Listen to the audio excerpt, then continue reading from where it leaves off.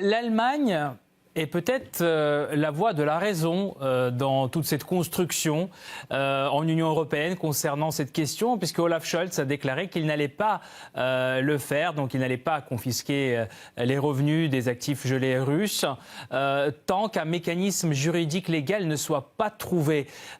Qu'est-ce que vous en pensez ? C'est en effet la voie de la raison. D'abord, au nom de qui, de quoi, de quel droit est-ce que l'Union européenne confisquerait les résultats exceptionnels des actifs russes ? La Russie n'est officiellement pas en guerre contre l'Union européenne. Emmanuel Macron, Olaf Scholz ont dit encore récemment qu'ils n'étaient pas en guerre contre la Russie. Alors évidemment, ce sont des formulations politiques.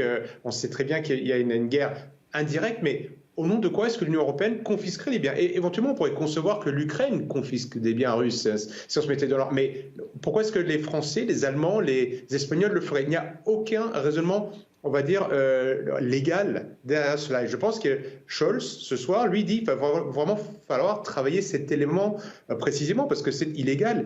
Christopher Caldwell, dans les colonnes du New York Times, il y a un mois, a parlé de brigandage. Il disait qu'il ne fallait surtout pas toucher les actifs russes pour plusieurs raisons. La plus importante, c'est que l'ordre international est fondé autour de ces actifs qui peuvent être placés dans différents pays, notamment surtout dans des pays occidentaux, on va dire, ou en dollars.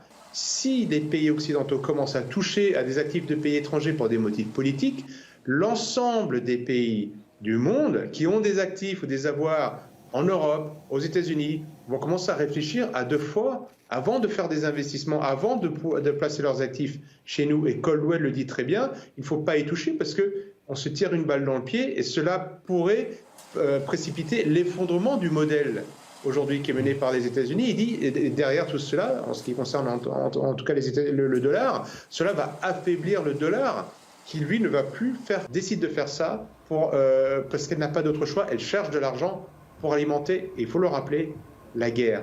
Pas pour alimenter la paix, mais pour alimenter la guerre, elle le dit elle-même.